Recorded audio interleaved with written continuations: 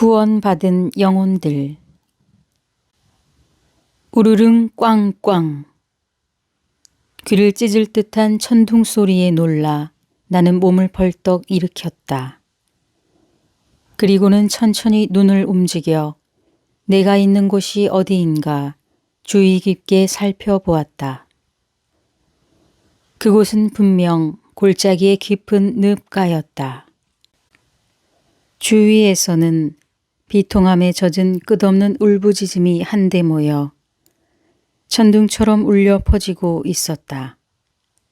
고개를 내밀어 골짜기 아래의 동정을 살펴보려고 했지만 어둡고 깊은 데다 안개마저 워낙 짙게 끼어 있어서 아무것도 분별할 수 없었다.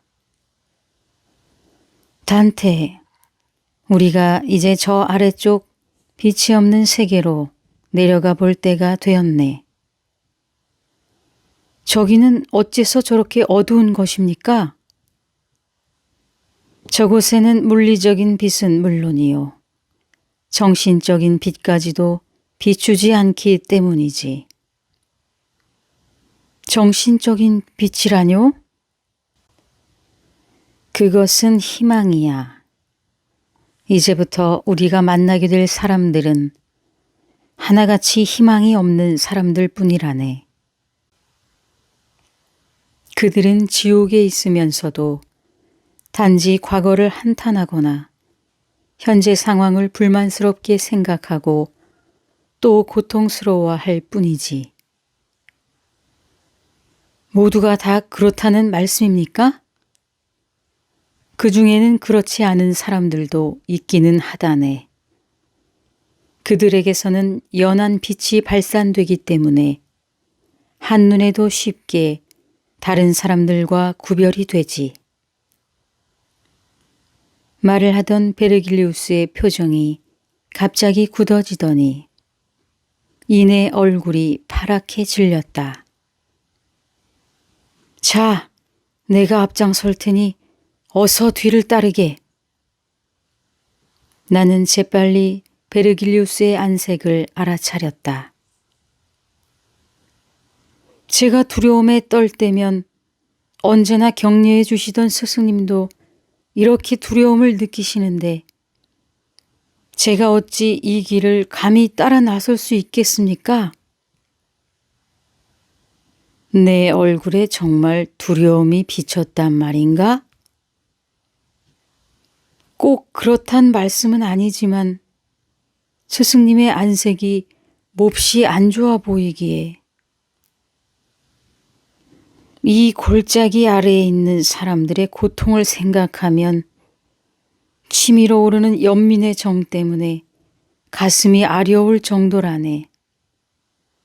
그런데 자네의 눈에는 내가 마치 두려움에 떨고 있는 것처럼 보였군. 죄송합니다, 스승님. 아닐세. 그러나 자네, 자신의 가슴 속에서 울려오는 소리에 가만히 귀를 기울여 보게. 혹시 두려움에 떨고 있지는 않았나? 사람들은 가끔 자신의 가슴 깊숙이 숨겨둔 감정을 다른 사람에게 투영하는 버릇이 있지. 스승님 말씀을 듣고 보니 그랬던 것 같습니다. 아무리 두려움을 갖지 않으려고 했어도 저도 모르는 사이에 그런 마음이 생겨 뭔가 마음을 올가매곤 합니다. 자네의 심정을 충분히 이해할 수 있으니 부담스러워하지는 말게. 자, 갈 길이 머니 서둘러야겠군. 베르길리우스는 엷은 미소로 내게 위안을 준 뒤 어둠에 쌓여있는 골짜기 깊은 곳으로 안내하였다. 그곳에서는 절규나 통곡 소리가 들려오지 않았으나 곳곳에서 음산한 바람이 휘휘 몰아쳤다. 스승님, 이곳은 어디입니까? 이곳이 바로 림보라고 불리는 제1지옥이라네. 마치 소리가 잠들어 버린 것처럼 주위가 너무 고요하군요. 고통스러운 목소리로 살려달라고 애원하는 사람도, 비명을 지르거나 악의 다툼을 하는 사람도 없고요. 그렇다네. 이곳은 슬픔은 있을지라도 고문이나 가책은 없는 곳이니까. 그런데 계속 불어대는 바람 소리만 마냥 듣고 있자니 온몸에서 힘이 다 빠져나가는 것 같습니다. 그럴 만도 하지. 하지만 이것은 바람 소리가 아니라네. 단지 이곳에 있는 영혼들의 한숨 소리가 너무 크고 깊다 보니 그렇게 들렸던 것일 뿐. 그랬군요. 그렇다면 자네, 저들이 어떤 영혼인지 묻고 싶은 게로군. 네, 그렇습니다. 무슨 죄를 지었기에 저렇게 크게 한숨 짓는 것입니까? 저들은 죄를 범한 자들이 아니라네. 오히려 덕망 있고 선한 사람들이었는지도 모르지. 그런데 왜 연옥이나 천국으로 가지 못하고 이곳 림보로 오게 되었습니까? 그것만으론 부족하기 때문일세. 제 아무리 높고 귀한 명성을 얻거나 선행을 베풀었다 하더라도 세례를 받지 않으면 아무 소용이 없는 걸세. 세례는 하느님의 나라로 들어가기 위한 가장 기본이 되는 열쇠지. 그러나 생각해 보게. 예수 그리스도가 이 땅에 오셔서 우리의 죄를 대속하시기 전에 원죄를 씻지 못한 채 죽었던 사람들은 어쩌겠나.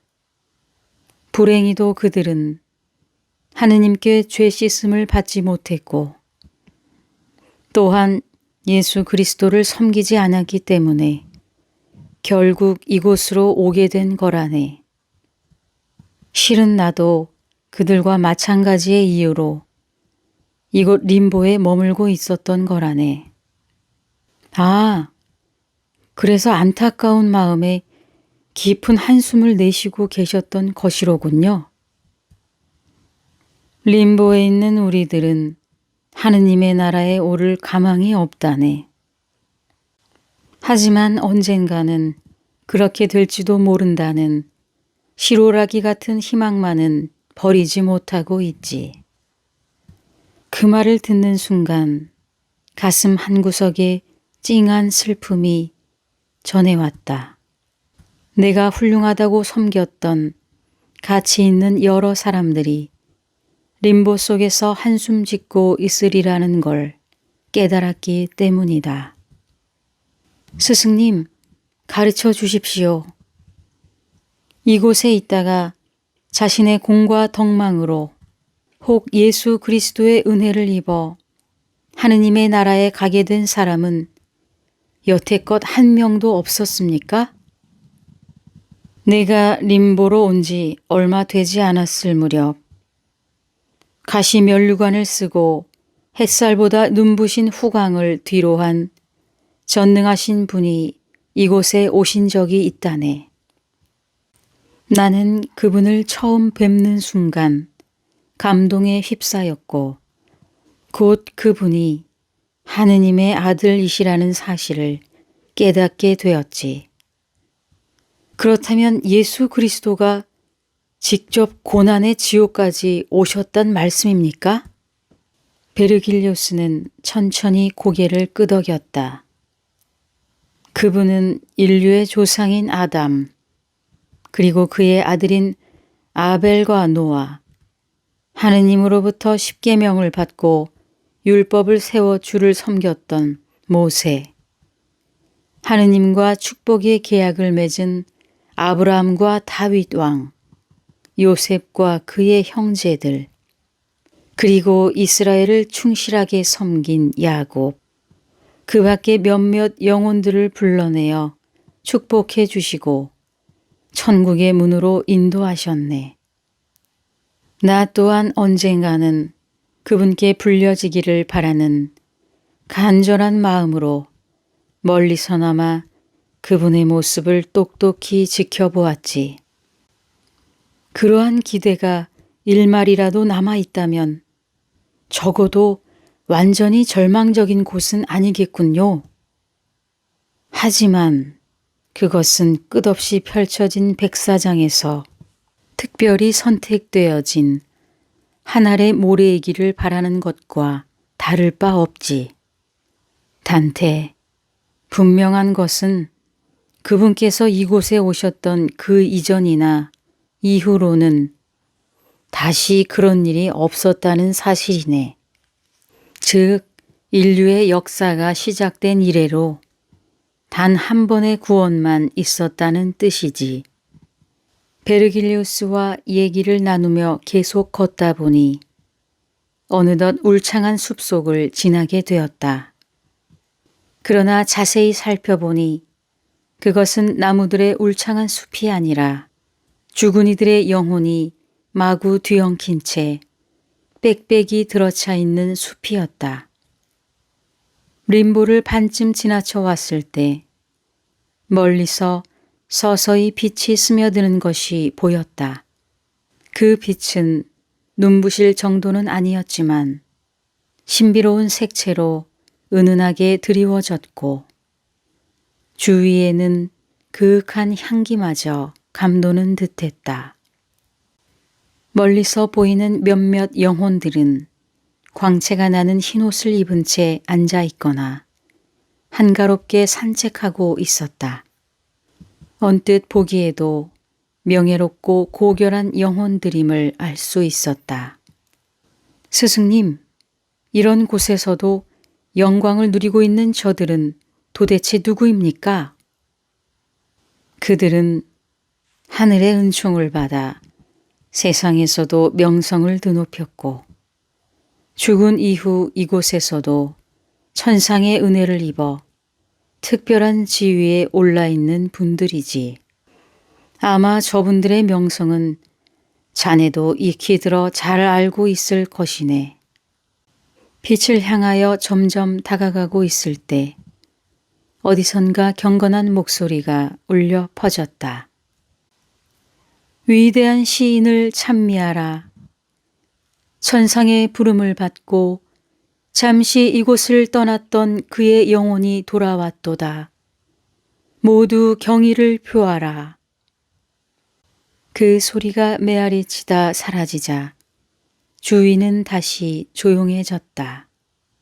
나는 경외감에 젖어 주위를 둘러보다가 우리들 곁으로 다가오는 4명의 그림자를 발견하였다. 그러나 그들의 얼굴은 밀랍처럼 굳어져 있어 슬픔이나 기쁨 따위의 표정이 전혀 없었다. 내가 묻기도 전에 베르길리우스가 먼저 입을 열었다. 잘 보게. 손에 칼을 들고 걸어오는 저 영혼을, 다른 새 영혼보다 앞에 서서 위험 있게 다가오는 저 사람을. 저분은 누구십니까? 그는 일리아드와 오디세이 등의 서사시를 쓴 그리스 최대의 서사시인 호메로스라네. 세상에서는 그를 시인의 왕이라고 부르지. 과연 시인의 왕이라 하기에 전혀 손색이 없을 정도로 위풍당당하군요. 그 다음 사람은 풍자 시인 호라티우스네. 아우구스투스 황제의 사랑을 받아 가장 뛰어난 시인에게 내리는 명예인 계관 시인의 칭호까지 얻었었지. 3번째가 바로 오비디우스라네. 그분에 대해서는 저도 잘 알고 있습니다. 그분은 로마 융성기 최고의 시인이었죠. 풍부한 기지로 인생의 즐거움과 사랑의 아름다움을 노래하며 사람들로부터 가장 많은 사랑을 받았고 작품 또한 제일 많죠. 잘 알고 있군. 그렇다면 맨 끝에 서 있는 사람이 누군지도 알아보겠나? 한 번도 뵌 적은 없지만 혹시 시저와 폼페이우스의 싸움을 서사시로 읊은 루카누스가 아닙니까? 맞았네. 루카누스는 한때 로마의 폭군이었던 네로의 총애를 한 몸에 받았으나 안타깝게도 피소의 음모에 가담했다가 자살하고 말았지. 아, 저 네 분은 모두 훌륭했던 시인들이로군요. 그렇다네. 저들이 나를 시인으로 인정하고 나에게 경의를 표했으니 이 어찌 영광스러운 일이 아니겠나. 서사시는 마치 매가 다른 새들보다 높이 하늘을 날듯이 하늘 높이 우뚝 서 있는 것이다. 평소 존경해 마지 않던 그렇게 훌륭한 서사 시인들을 눈앞에서 직접 보게 되니 뭐라 표현할 수 없는 기쁨이 샘솟았다. 나는 이렇게 해서 시의 대가들이 만나는 광경을 목격하게 되었다. 호메로스를 선두로 한 시인들과 스승 베리길리우스가 잠시 담소를 나누더니 그들은 내 쪽을 돌아보며 정중하게 인사했다. 나는 당황하여 얼굴이 붉어진 채로 넙죽 엎드려 인사를 받았고 그 모습을 지켜보던 베르길리우스가 방긋이 미소를 지었다. 그리하여 이 현자들은 6번째 시인으로서 나를 그들의 모임에 초대해 주었는데 그것은 분에 넘치는 영광이었다. 베르길리우스와 나는 시인들 틈에 끼어 많은 대화를 나누면서 다시금 빛을 향해 걸어갔다. 이윽고 우리는 어느 웅장한 도성 앞에 이르렀다. 그 성은 7겹이나 되는 높은 성벽으로 둘러싸여 있었으며 그 주위에는 맑고 아름다운 냇물이 흐르고 있었다. 어마어마한 성이로군요, 스승님. 이 성 안에는 어떤 사람들이 살고 있습니까? 예수 그리스도를 믿지 않았던 사람들 중에서 지와 덕이 뛰어난 저명 인사들이 살고 있다네. 이제 저 안으로 들어가 보세. 성문이 열려 있기는 하지만 깊고 빠른 냇물이 성 주위를 둘러싸고 흐르는데 어떻게 제가 안으로 들어갈 수 있다는 말씀이십니까? 그러자 위대한 시인들은 말없이 앞장서서 냇물을 건너기 시작했다. 그러나 현자들의 발은 물속으로 잠기기는커녕 옷자락에 물 한 방울도 튀기지 않았다. 그들은 마치 단단한 땅을 밟듯이 그 냇물을 맨발로 건너갔던 것이다. 이럴 수가. 자네도 내 뒤를 따르게. 스승님, 잠깐 제 말씀 좀 들어주십시오. 위대한 시인들이나 스승님께서는 영혼의 몸이시지만 저는 육체를 가진 인간입니다. 이 냇물을 건너다가 만약 물에 빠지면 어쩝니까? 물살에 휩쓸려 떠내려 가기라도 한다면. 단테, 자네는 하느님을 믿는가? 나는 베르길리우스를 똑바로 바라보며 고개를 끄덕였다. 그렇다면 염려하지 말게. 냇물을 건너갈 때 하느님께서는 자네의 발을 받쳐주실 것이네. 나는 마음속으로 잠시 구원의 기도를 올렸다. 그리고는 베르길리우스의 뒤를 쫓아 냇물 위를 걸어갔다. 내 발은 마치 기름진 땅 위를 걷는 것처럼 가뿐하였다. 위대한 시인들과 함께 7개의 성문을 지나자 싱싱한 초록색으로 덮인 잔디밭이 펼쳐졌다. 그곳에는 부드러운 눈매를 지닌 사람들이 위엄 있는 풍채로 천천히 움직이고 있었다. 그들은 말수가 적었으나 음성이 매우 부드러워 마치 잠자는 아기의 숨결 같았다. 우리는 그곳에서 다시 앞이 탁 트이고 볕이 잘 드는 높은 곳으로 올라가 주위를 한 바퀴 둘러보았다. 그때 맞은편 푸른 잔디 동산에서 위대한 사람들의 영혼이 하나하나 모습을 드러내었다. 그들을 발견한 순간 내 가슴은 두 방망이질 쳤고 희열 때문에 온몸의 피가 뜨겁게 끓어오르는 것 같았다. 저 언덕 위 맨 앞에 선 여인은 엘렉트라네. 아가멤논의 딸이지. 동생을 시켜 자기 아버지의 원수인 어머니와 간부를 죽였지만 제 어머니를 죽인 대가로 많은 사람들에게 지탄을 받았다네. 그 옆에 있는 헥토르와 아이네이아스는 어쩐지 무척 낯이 익습니다. 그들은 용맹함으로 이름을 떨쳤던 젊은이들이지. 저쪽에 갑옷으로 무장한 채 독수리 같은 눈매를 번뜩이고 있는 사람은 누굽니까? 로마의 군인이요 정치가였던 시절 아내. 독재 정치를 하다가 공화파에 의해 피살되었던 율리우스 시저 말입니까? 그렇다네. 그는 한때 독재자로서의 오명을 남기기도 했지만 정치적으로는 많은 실적을 쌓았을 뿐만 아니라 문장력도 뛰어나 갈리아 전기 등을 썼지. 네, 그 작품은 이미 세기의 걸작이 되어 있습니다.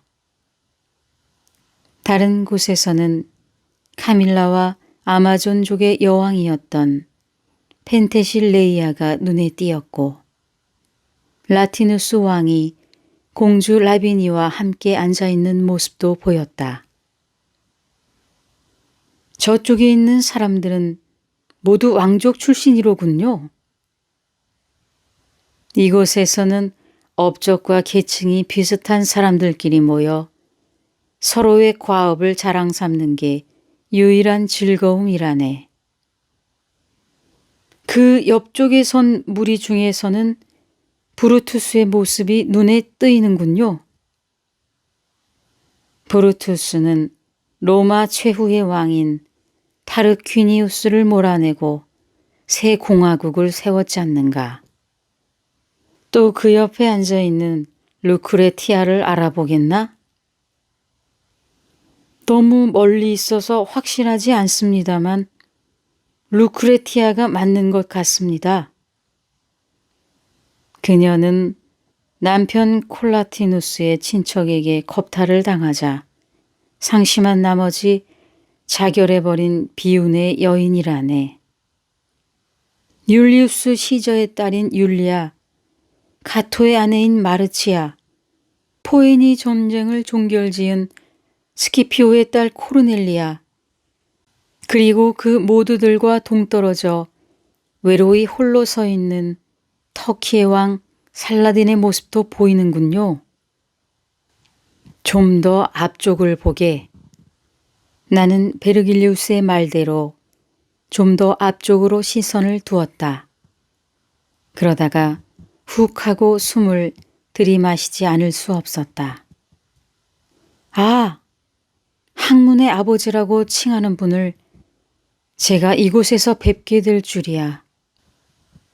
그리스 철학의 최고 왕좌를 차지하는 지혜자들의 스승 아리스토텔레스가 철학자들 사이에서 고고하게 앉아있는 모습이 보였다.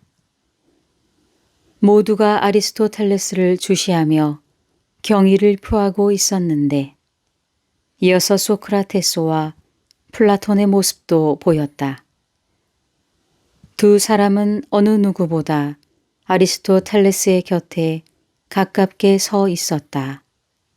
나는 말을 잃은 채 한동안 입을 다물지 못했다. 단테, 그 옆으로 쭉 서 있는 철학자들이 누구누구인지 자세히 보게나. 아리스토텔레스를 중심으로 세계는 원자의 우연적 결합으로 이루어졌다고 주장했던 데모크리토스와 그리스 견유학파 철학자인 디오게네스의 모습이 한눈에 들어왔다. 그리고 역시 그리스의 철학자인 아낙사고라스, 세계의 근원을 물이라고 주장했던 철학의 시조 탈레스, 그리스 철학자인 엠페도클레스와 헤라클레이토스, 제논, 그리고 식물의 특성을 진지하게 조사한 디오스 코리데스도 있었다. 또 음악의 신인 오르페우스, 로마의 철학자이자 웅변가인 키케로, 그리스 신화에 나오는 시인 리노스, 로마의 도덕가인 세네카, 기하학의 시조인 유클리드, 알렉산드리아의 천문학자 프롤레마이오스, 의학의 아버지로 일컬어지는 히포크라테스, 아라비아의 철학자이자 의사인 아비센나, 그리스의 의사 갈레노스, 그리고 철학자들에 관해 위대한 해설을 한 아베로에스 등의 모습도 보였다. 스승님, 그런데 저쪽 초원에서 손을 맞잡은 채 둥글게 둘러앉아 있는 사람들은 누구입니까? 단테, 여기에 있는 사람들을 일일이 다 살펴볼 시간이 없다네. 자, 다른 곳도 둘러봐야 하니 어서 서두르게. 함께 왔던 위대한 시인들은 어느새 본래의 자리로 돌아가고 없었다. 나는 궁금증을 우선 접어두고 베르길리우스의 뒤를 따르기로 하였다. 현명한 길잡이인 베르길리우스는 성을 벗어나서 새로운 길로 나를 인도하였다. 밝고 조용한 곳을 벗어나서 빛이라고는 조금도 찾아볼 수 없는 곳을 향해 첫 발을 내디뎠다.